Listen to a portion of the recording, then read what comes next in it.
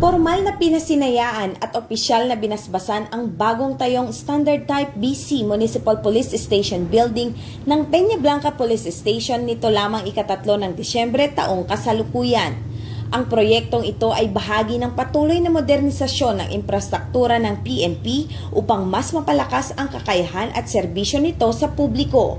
Pinangunahan ng seremonya ni Police Brigadier General Antonio P. Maralag Jr., Regional Director ng Police Regional Office 2, kasama sina Police Colonel Mardito G. Anguluan, Provincial Director ng Cagayan Police Provincial Office, at Police Major Raymar R. Maribay, Chief of Police ng Peña Blanca.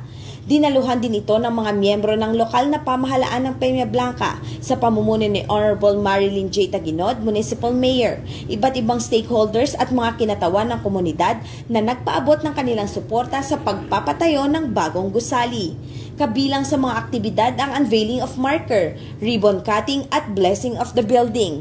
Ang bagong pasilidad ay isang mahalagang hakbang tungo sa mas matatag na operasyon at mas epektibong pagpapatupad ng batas.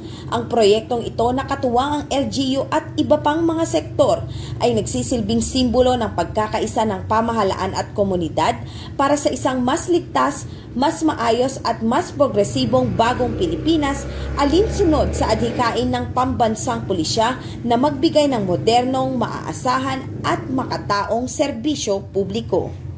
Mula dito sa Lambak ng Cagayan, ako ang inyong PNN Correspondent, Patrolwoman Lainey Lorenzo, alagad ng batas, tagataguyod ng Balitang Pulis.